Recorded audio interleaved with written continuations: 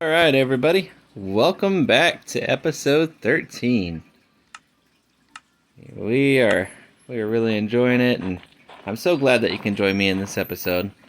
So last episode what we were doing is we were going through the basalt delta, trying to find our way out of it, and we didn't really find another biome, almost died in lava, and we came back only to find out that all of our chickens are dead.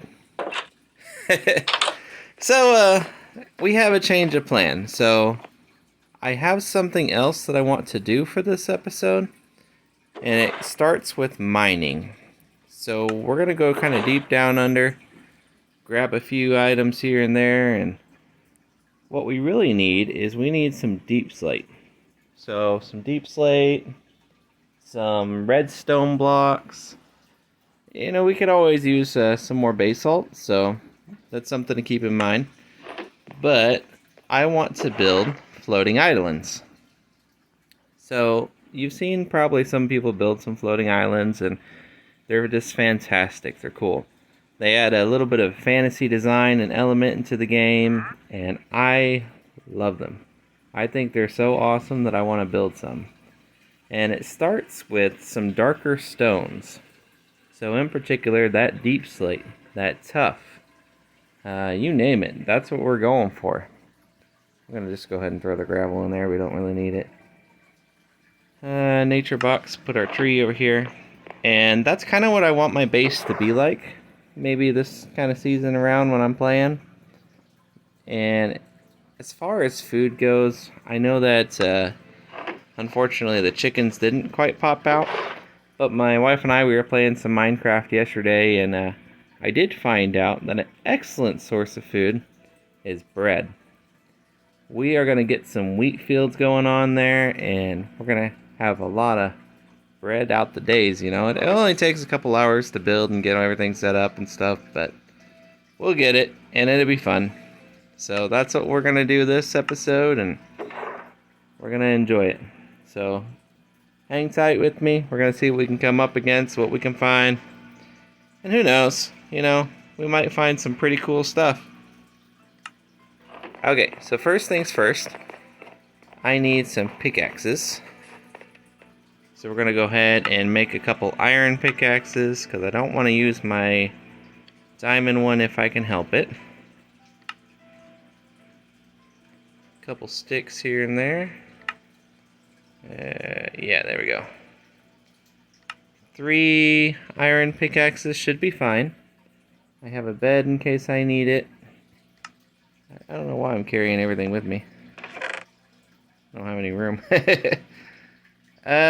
Let's see if I can get, probably, you know what, let's just head down. How about that? Down we go. Alright, negative levels here. Where is a good spot to kind of dig our cave?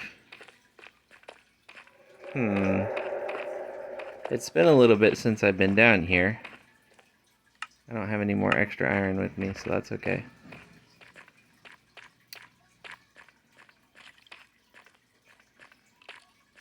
So that's down. I went that way before when we found the monster spawners.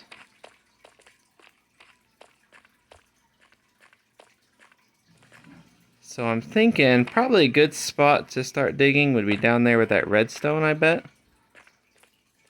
Or over here. I know we explored over here before. Matter of fact, let's go ahead and do that, because I need some of this redstone anyway. Here we go. Take that and that. Pull this out here. So my idea is, instead of building kind of like normal overworld islands, the base of each island is going to be consisting of like deep slate, tough, kind of the darker scale blocks. But there's going to be veins of redstone block within them, or veins of granite or diorite, depending on what I would like. And that's the goal of what I want to achieve anyway. And I think from a distance, that's going to look pretty cool. Because, you know, up close, maybe not so much, but from a distance, absolutely. if you're a fan of B-dubs, I just watched his video that he had just made. He built a tugboat in the sky, kind of like a fantasy-esque tugboat. Had some clouds going on, a nice ship, a beautiful, beautiful design. And the remarkable thing about B-dubs' Let's Play is a lot of his buildings, other than the village, of course, they look fantastic from a distance. You know, it's not too much in terms of depth, in terms of physically placing blocks, but looking at it, all the blocks can be like in the same layer, and then the colors create shadows, they create depths, they create that illusion. And that's what I want to kind of achieve with the islands, is creating an illusion of a fantasy-esque, dark, floating environment, okay? So on top of this, there's going to be some basalt trees. So that kind of dark grayscale color, they almost look like dead trees. That's going to be pretty sweet. The other thing I was thinking about is I think that if you can put enough of snow on top of a tree leaf, they should turn white. Either that or they turn white when it's snowing. One of the two. So we can experiment with that. But if that be the case, we can get some white leaves on those basalt trees, and that would look pretty sweet. Not only that, they make for great piping. So if you're into steampunk stuff, a lot of people build with like copper blocks. Hey, look at there. Woohoo! Diamonds. Okay, let me go ahead and pop an area right here real quick. So a lot of people build like pipes and stuff with copper blocks, but I am totally a fan of building it with basalt.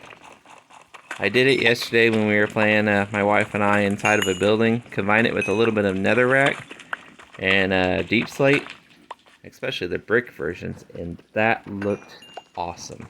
It was almost like, you know, a piglin built it or something and just pulled it right into the nether. But it's not as dark or creepy as the nether, so things are a little bit lightened up. It was really neat, so I'll have to be able to maybe take a picture of that and put it up for you guys here soon or so. If you're wondering why I'm digging at -47 here, there's not really any particular reason to start off with, other than it's not too far down. The lower you go, the more diamonds you can find, and the more redstone you can find.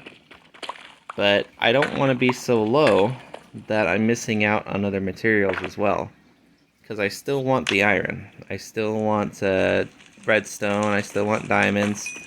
I still want to find some gold. If we can find some gold and get fortune eventually, I still would like all that stuff. So that's why I chose -47 rather than going down, because it's not too far down in the world, and I can still get a ton of deep slate and still get a ton of diamonds. So that's why we're digging in this particular area. I also was working on another project that I was going to show you guys, hopefully in the next video or two. I wanted to do kind of like a little mini showcase of custom blocks that I made for Minecraft. And I have made a ton of blocks. I've made at least 3 add-ons in progress or so. None officially published. You know, I had mentioned that in a previous episode, so that's okay. But I have been able to play with my friends, and I've been able to test them a little bit. Well, the add-on that I'm working on right now is called the Beauty of Stone. And basically, what it is it's an homage to diorite and granite, andesite. Those blocks don't have really a lot of variance. Sorry about that, I'm talking too much, aren't I? Anyway, so those blocks don't really have a lot of variance. So you can get stone bricks, you can get cracked bricks, you can do all sorts of different variants of stone. But diorite, granite, andesite, they're missing all of that. You just have polished versions and normal versions. And there's not too much that you can do with those things, except for maybe like accent blocks and stuff. Highlights, you know, throw stuff in there for texture. So the pack mainly focuses on bringing out the true potential of those blocks, and it adds all the variants. It adds the bricks, it adds chisel versions, even new versions like straight cut, tiny bricks, and large bricks. So I want to be able to showcase this add-on for you guys, and I thought that would be kind of cool to do a few episodes where I do talk about those custom bricks. And then if you're interested, even how to go about making them. So the brick that I had in mind, or the block rather that I had in mind to actually show you guys in the, hopefully the next, released episode. I'm working on it really hard. I got like halfway through it, and it's going to be a video that I actually edit. So there will be some music, it'll look nice, and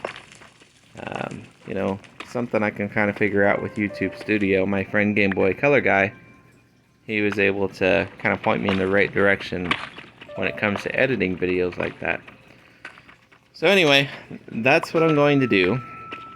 The custom block is a block called the jewel tile. Now, the jewel tile, when we think about diamonds and stuff, we found some diamonds just a couple minutes ago. They're nice, and they're pretty. But you know what? Diamonds, they're kind of overrated, aren't they? Except for when we find them, then they're fantastic. But anyway, so what the jewel tile is it introduces 8 more precious minerals. You have topaz, garnet, ruby, topaz, garnet, ruby, onyx.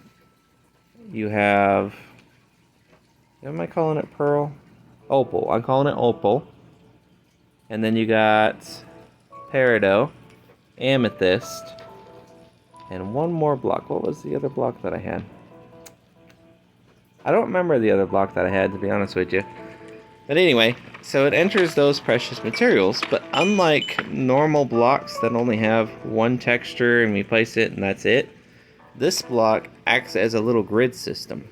So there are 4 corners all the way around, and you use a tile selector to select each corner. And depending on how you interact it with one of the peridot stones or topaz stones, then that square turns into that jewel tile. So you can have 4 jewel tiles in a single block, and it's the same size as like a carpet or a snow layer, but it's a really pretty block, and there's so many combinations that you can make with it. I'm really excited to share the video with you. It's almost to the point where I can record it, getting some setup initially going on, working out all the combinations right now.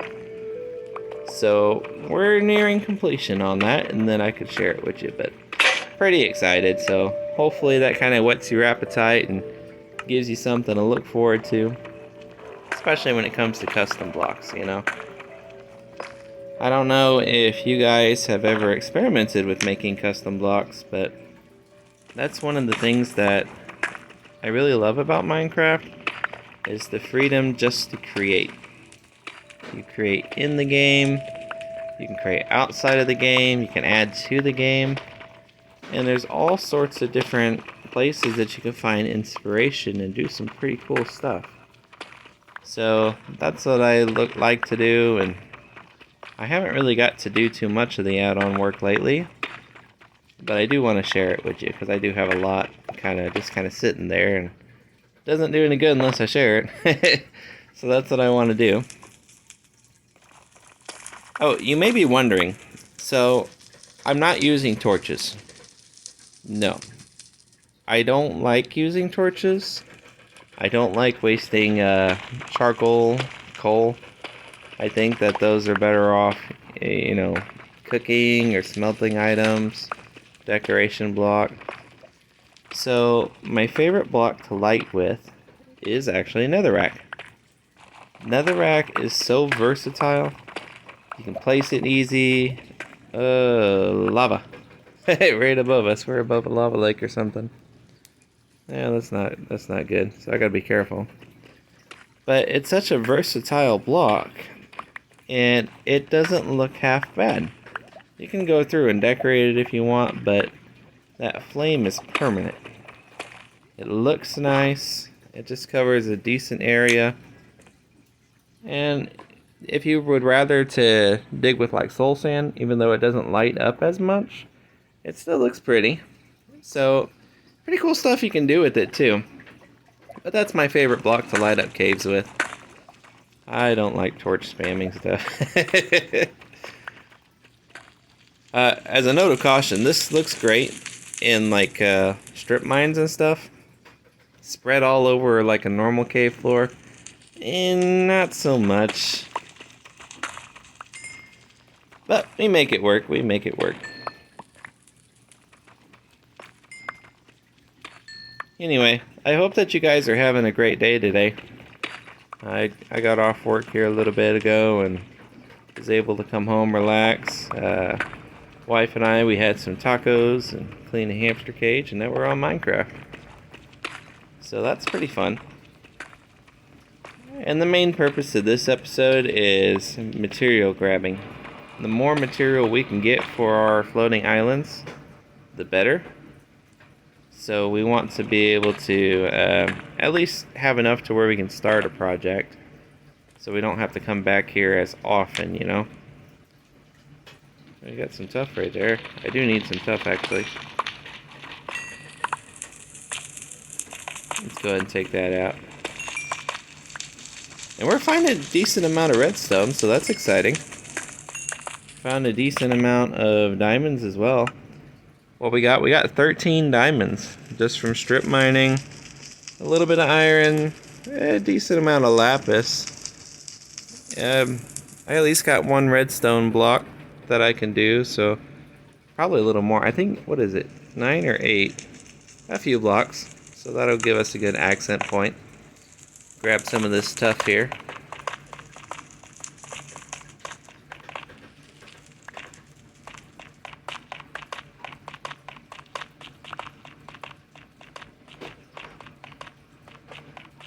And if you hear some rattling in the background, that's my hamster.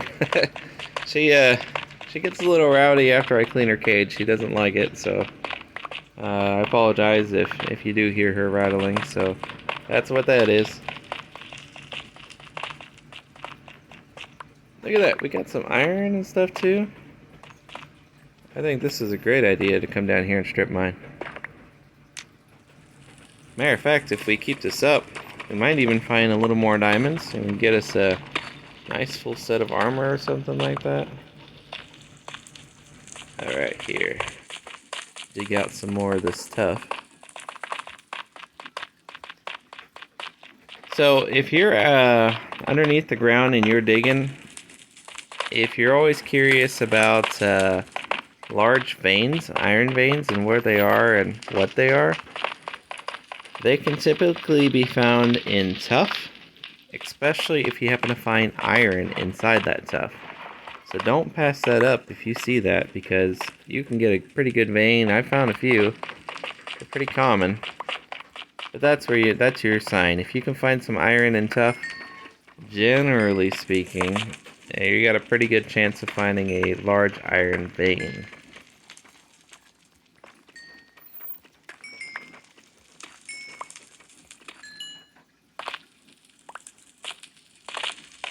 How much tuff do I got? Let's get 2 stacks of tuff and then we'll continue on. How about that?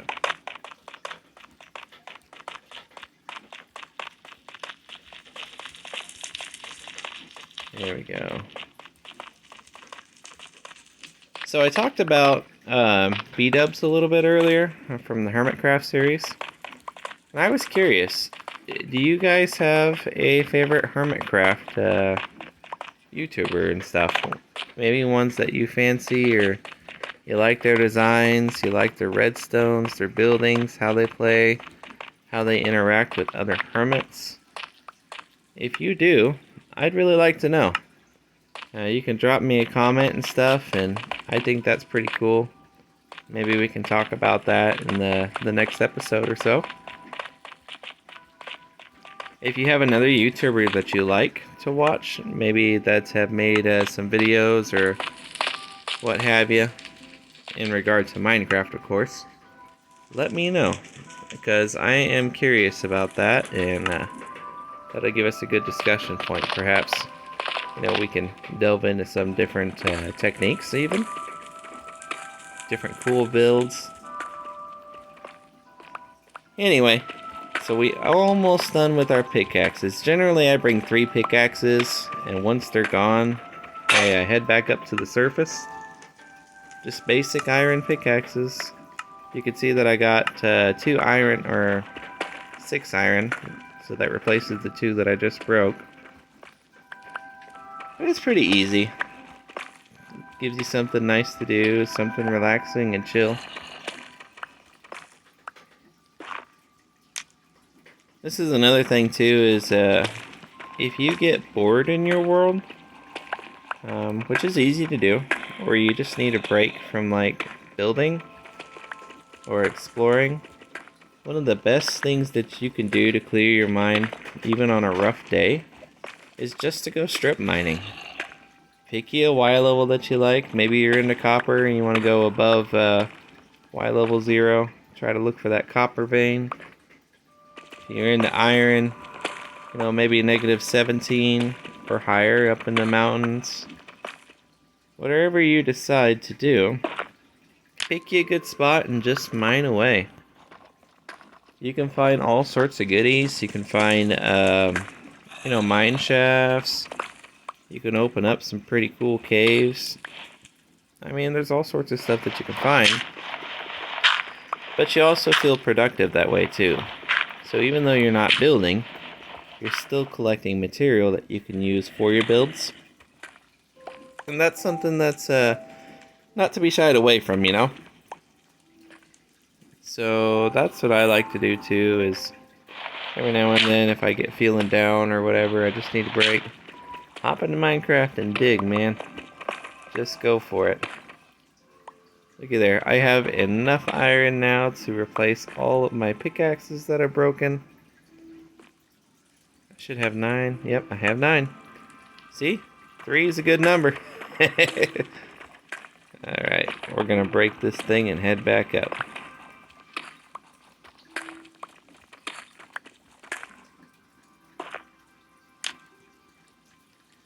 You got efficiency on your pickaxe, unbreaking. That's a little trickier. Generally unbreaking 3. I'll just take 1 pickaxe and just go for it. Might mine halfway down on it and then head back up if it's a diamond or a netherite. If it's just got like unbreaking 1 on it, or unbreaking 2, I might go through 2 iron pickaxes. So that's generally a good number. It's harder too if you don't have some shulker boxes you can carry your goods around in, so you want to make sure that you can get a nice inventory. And I think that's a good kind of number to stick with, so you're not clogging it too far up with tools, And you can see that flint and steel, that's gone a long way toward helping us, Won't have to light things up as much either. I don't know, I think fire, even though I know it's the same light level as a torch, it almost seems like it gives off more light to me. But I think that's just me. My preference, Alright, halfway through here, almost done, guys. And then I think in next episode we'll get building, man. Get our kind of like our outline drawn for our sky island. In terms of where I want to build it, I want it to be seen from the ground. So I'm thinking we might take it to Y level, maybe somewhere between 80 and 100.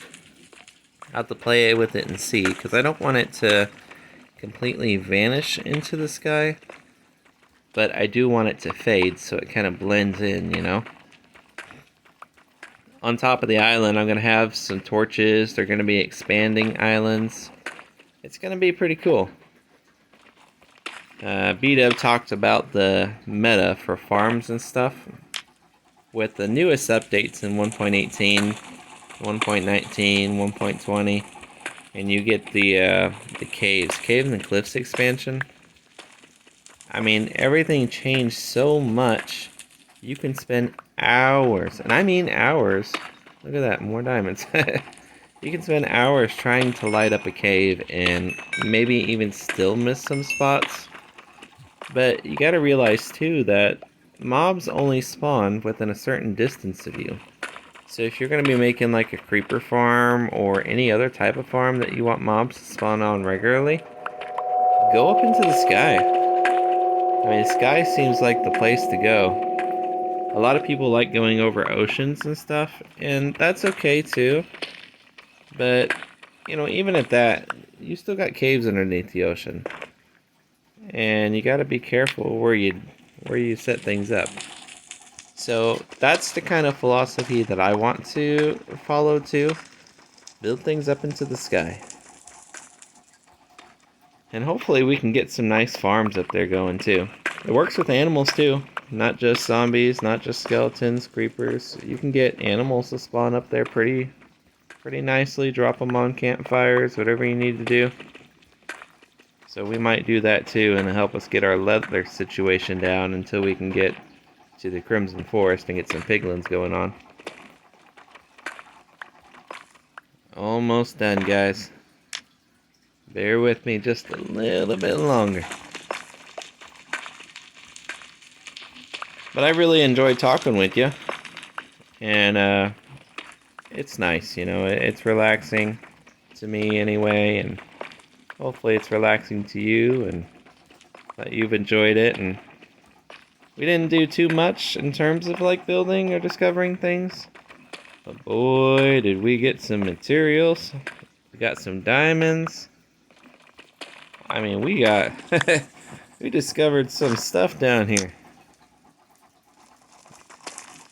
Oh, and that's the other good thing about fires, is you can just chuck materials that you don't want into the fires, and that makes things a little bit more easy, if you want to say easy.